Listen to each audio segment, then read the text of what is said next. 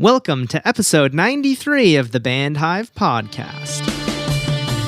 You're listening to the Band Hive Podcast, the number one online resource for DIY bands to learn about the music business and touring.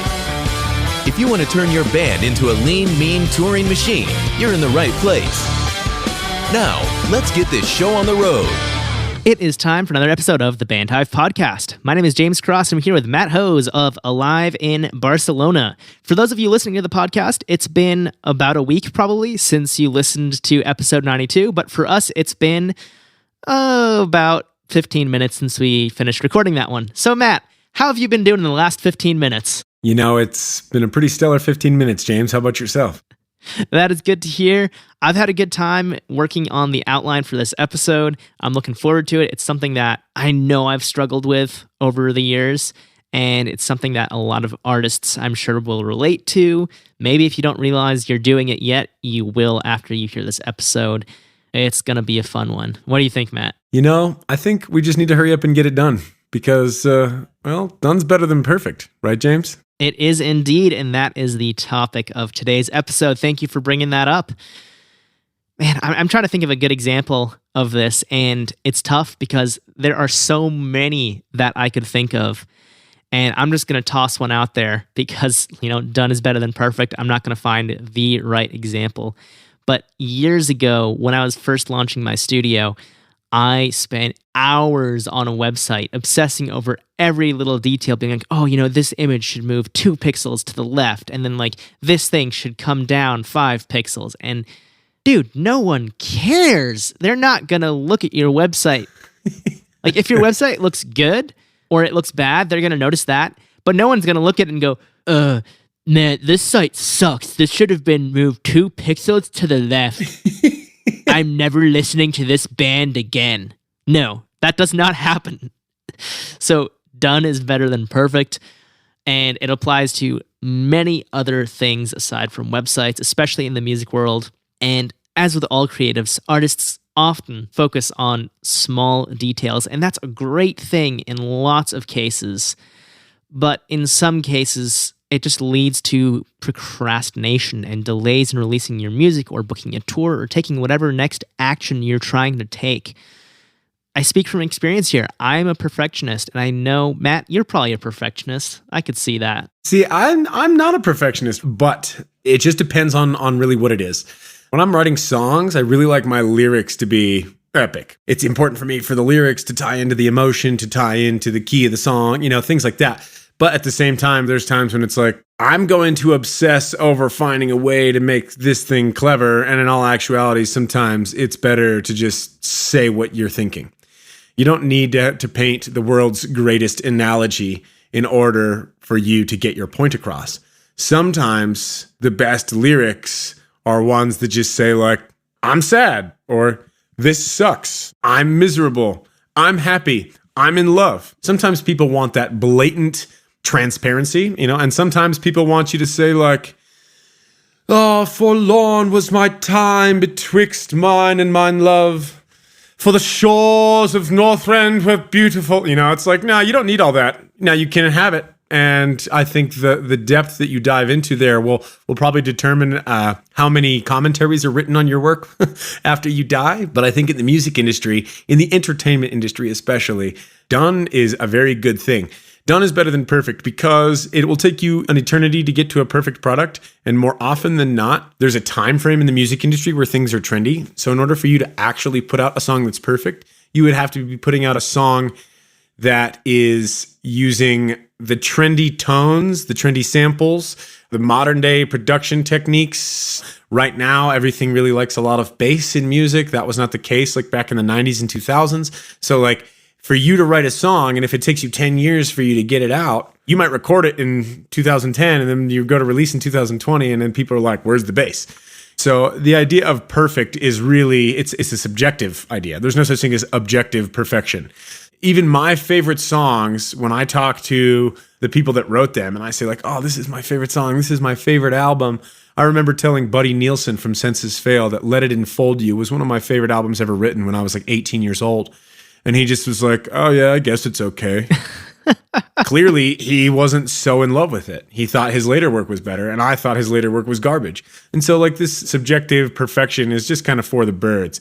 You need to finish a product so that you can start editing a product. And in all honesty, the law of large numbers says put out as many products as you want, and people will naturally flock towards the good ones. And then you'll actually have a little bit of data to go off of. I like done is better than perfect because done is really what's going to allow you to write as many pieces of material as possible, and writing as many pieces of material as possible is what's going to lead you to writing your best songs. So if I write one song, I have one chance at that song being popular. If I write 100 songs, I have 100 chances. So don't miss the forest for the trees, because business with no products is not a business. It's a hobby. So make sure you get products out. Then make sure you get critiques on those products. And then make sure you listen to those critiques and apply them to your music. And then from there, hopefully your business grows. And if it doesn't grow, then you know that you're doing something wrong and you need to work on either marketing or on writing. But either way, you've pushed leaps and bounds forward, and you can actually start to analyze where you need to work on your business rather than being like, good music is undeniable. It's like, and that's true. Good music is undeniable, but you have to release it in order for it to be undeniable. So many people miss this. I've heard stories of people being like, oh, I've been writing this song for 5 years. Cool. That's 4.5 years too long. Van Halen was literally releasing a full-length album every 6 months while they were on tour. Literally recording in their tour bus, stopping at studios along the way, dropping a new full-length album every 6 months. And that was while they were the biggest band like in the world, pretty much. Not to sound brash, but there are no excuses. I don't care what your excuse is. I myself make excuses, and I have to sit there and tell myself, I don't care what your excuses are. The excuses are that you're a procrastinator and you don't want to do it, and you are paralyzed. There's a fancy term called paralysis by analysis, which is great. And really, that's just overthinking. There's so many ways that you can overthink something. It can be that like, oh, yeah, this one note's not right, or this one emotion's not right, or there's this fine line between preparation and procrastination, and the difference is progress. You can pontificate and think about things all you like, but until you actually have put pen to paper, until you've actually written a chord structure that fits with the emotion of your song, you are nowhere. There's a billion different reasons that you can get this paralysis by analysis. It might be that you're worried about how people are going to hear your song and what they're going to think of it. You have this like requirement that's hinging upon how people view you, an esteem problem, really. This is why I always say I write music for myself, and I hope that my fans like it, because it's not about their self-esteem. It's about me creating art. That's an introspective battle. I have to start with that. I have to say I have to get over my own fear of people not liking it. Then there is the business aspect of it. Maybe the song will be a failure. Maybe it won't be what people like. Maybe the business side of things will be like, oh yeah, like no, the production quality is good. Some fans like it. The band likes it, but it's not radio ready. That's a fear of failure. Fear of failure should never stop you from doing something. Failure is not a bad thing. Thomas Edison tried to make the incandescent light bulb so many times. I can't remember the exact number. Hundreds. Absolutely. Hundreds and hundreds and hundreds. And when asked about it, they said, oh, how do you feel about failing this many times? And he said, I did not fail. I learned X number of times how not to make a light bulb. What he did is he found the silver lining. He said, this is knowledge. This is growth. And hopefully it's growth. Hopefully you are learning from your mistakes and you're applying them to your life. You're saying, all right, this is what I need to refine. If I have a hypothesis and I test this hypothesis, nobody says that's a bad thing. What if the hypothesis has an outcome that I did not anticipate? Well, then that would be quote unquote failure. But no scientist would look at that and say that's failure. That is the acquisition of more knowledge. The acquisition of more knowledge gives you more tools and resources so that you can move forward. So get out of your own head. The confidence that you need to exude when writing music is for yourself. If you're worried about what other people are going to think of your music, then maybe you're not writing music for the right reason. Maybe you should be focusing on telling your stories and finding a moral lesson in there, describing your hardships, rather than saying like, oh, maybe these people are going to like it. It's like, no, just make yourself transparent, put yourself out on a limb, and you will naturally attract the people that fall in love with that music. My favorite bands, I fall in love with concepts. I fall in love with ideas. I fall in love with emotions. When you can listen to an artist that does a really, really good job of putting those emotions and those thoughts and feelings on paper, and then you can listen to that and you can relate to that, that guy or girl or whatever, they didn't set out to say, I am going to make Matt life better. No, they said, I'm going to write a story about something that was emotionally tough for me or emotionally uplifting for me, and people are going to relate to that. In my opinion, one of the most rhetorically effective songs ever written is Today by Smashing Pumpkins. Billy Corgan was actually contemplating suicide. And he's such a planned person, such a businessman, such a person who used checklists and planned everything to a T. He couldn't find joy in life anymore, and so he planned to kill himself. And he was so schedule-oriented that he scheduled it. He wrote in a day on his calendar that he planned to kill himself. And then he woke up that day and he didn't want to kill himself. And he said, you know what? If I don't want to kill myself today, then it's probably that I really just don't want to kill myself. And if I don't want to kill myself, then I might have something worth living for. And then that day, he wrote Today. And the lyrics to that song are, today is the greatest day I have ever known, and I can't wait for tomorrow. And this is from a grunge band, from a singer on the precipice of death, facing his own greatest struggle in the face. He didn't write that song for anybody else. He wrote that for himself. He wrote that as a mantra for him to say, you know what? Maybe this is a struggle that I can overcome. A couple days later, he wrote like the other two singles off of that song. And all of the singles that came off of that record were all written as like a single sit down. He started, he wrote the emotions down on paper, and he finished the song. Same day, it was done. Now, I'm sure that somebody like Billy Corgan, who was very scheduled, planned, coordinated, could have said, it's not perfect. It's not perfect. It's not done exactly the right way. But you know what? His listeners thought it was. That whole album is incredible. I mean, really, everybody should go and listen to the Smashing Pumpkins in general. But like A Killer in Me, Today, like, I mean, there's so many introspective. He's very clearly not talking about anybody but himself or about his own lives and his own struggles, his own tribulations. And he has all of that wrapped up nicely in a song with simple 4-chord stuff through some awesome samples over the top, and you just have a masterpiece. He would say that was done, and some of us would say it was perfect. Because perfection is literally where you are at that time and what you need. Perfection in music, perfection in art is subjective.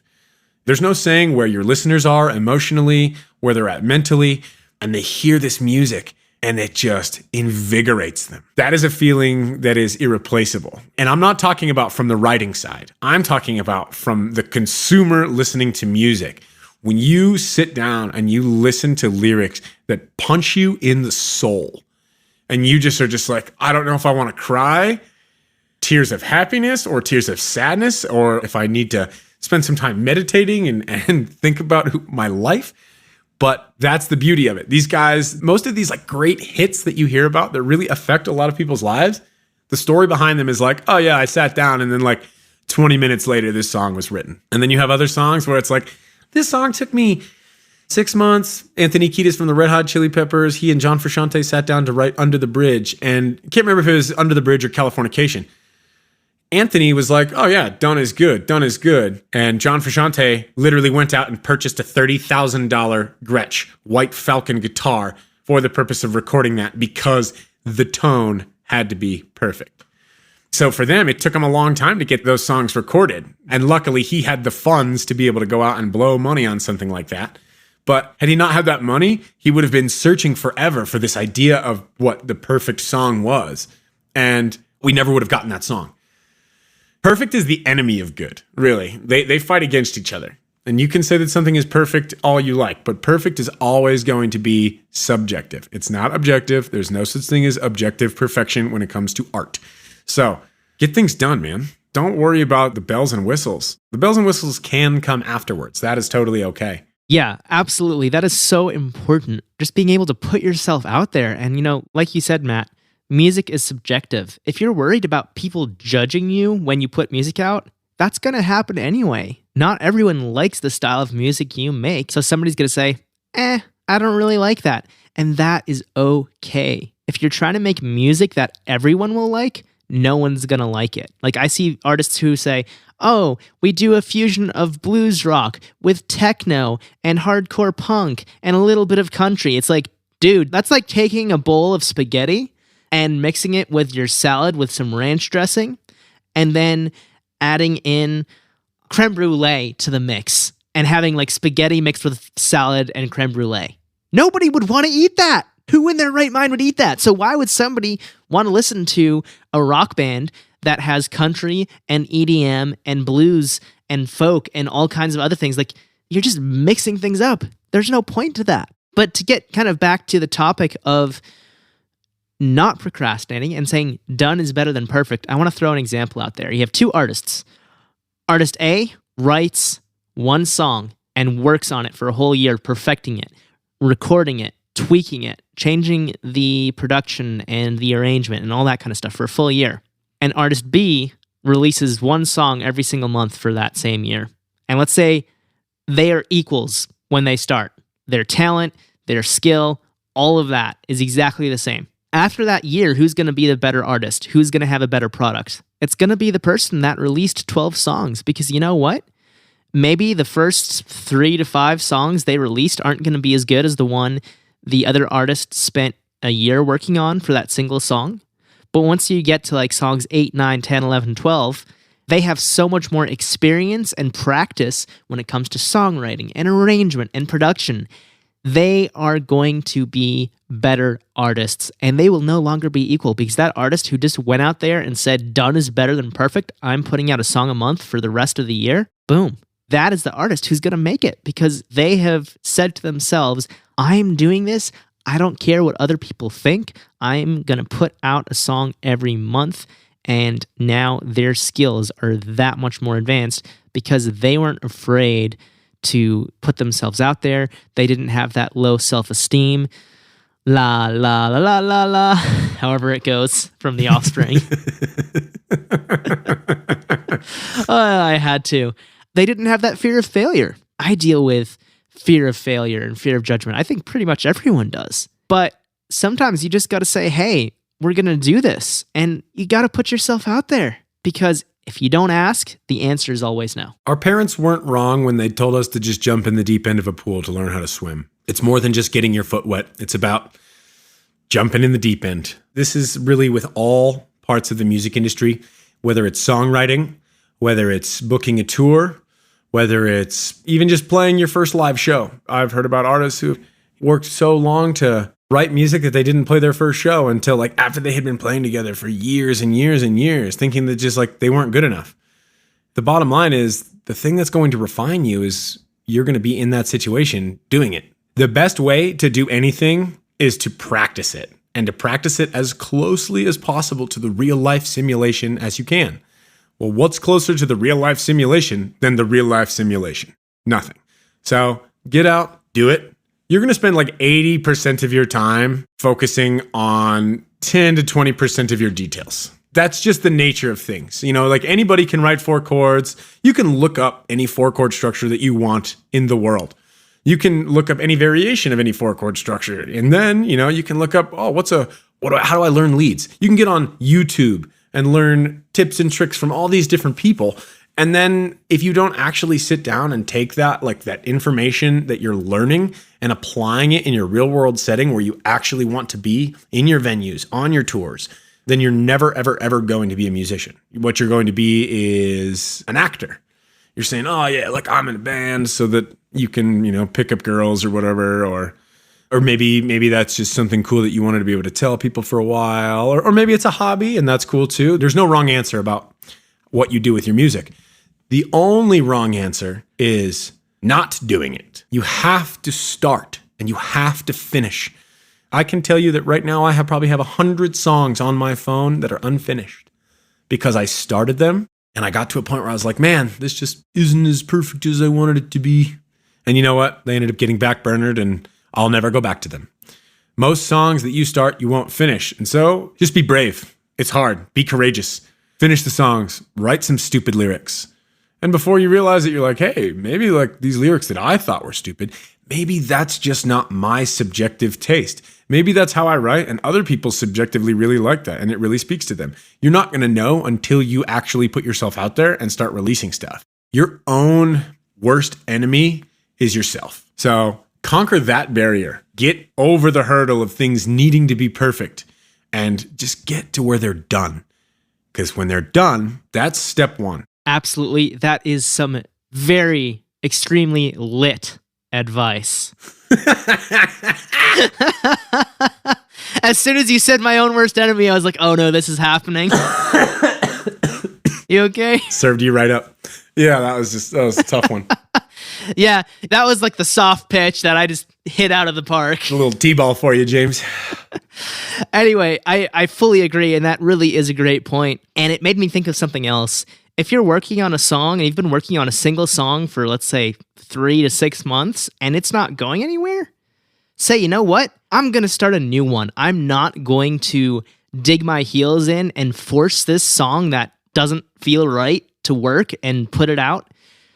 A bunch of episodes ago, like 20 episodes ago, we talked about quality versus quantity, and we said you always want quality for what you release, but that means you have to have quantity on the back end. When you're writing, when you're demoing, you need that quantity. So if you've been spending 6 months on a song and it's just not doing what you need it to do, it's probably time to work on other songs, and like you said, Matt, put that one on the back burner. There's no other way around it. To piggyback off of what you said about jumping into the deep end, yeah, I see so many artists who say, oh, well, we're not ready to play a show, and it takes them years. There was one listener who shared a story about her band. It took them a decade, and they played one show in that decade because they kept saying, well, no, we got to rehearse more. We got to do this. We got to do that. No, don't do that. Say, hey, we're going to play a show as soon as we have enough material to fill that set. We're going to go play a show. And then you can see how that show goes and tweak your set from there. If it goes well, awesome. Book more shows, keep improving. If it doesn't go so well, figure out what happened and go back to the drawing board at that point. But don't spend your entire time focusing on what might happen before it happens. You have to put yourself out there, and like you said, Matt, just jump into the deep end. And really, the main point is as long as you're able to create, you're moving in the right direction. The details, yes, they matter. But don't get so focused on 10% of the project that you ignore everything else and it takes you way too long. There's something called the 80-20 principle, which basically says that 80% of your problems come from 20% of the people you deal with, or 80% of your income comes from 20% of your work. It's just a general rule of thumb that, maybe it's not 80-20, maybe it's 70-30, or 85-15. It varies, but there's typically a ratio somewhere around 80-20 where either all your value comes from that small portion of things or all your problems come from that small portion of things. So if you're working on the last 20% of a song and it's just not working, it's time to 80-20 that song, and instead of spending 80% of your time on that last 20% of that song that's not working, spend 80% of your time on a song that is going to do much better in the long run. And you want to be sure that when you're creating, you're not hitting these roadblocks that trip you up and really just get you trapped into an area where you're so headstrong that you think this one song is going to make it and you're struggling. No, don't struggle. Do what feels right, do what feels natural, and start another song. Then you'll be able to take on anyone.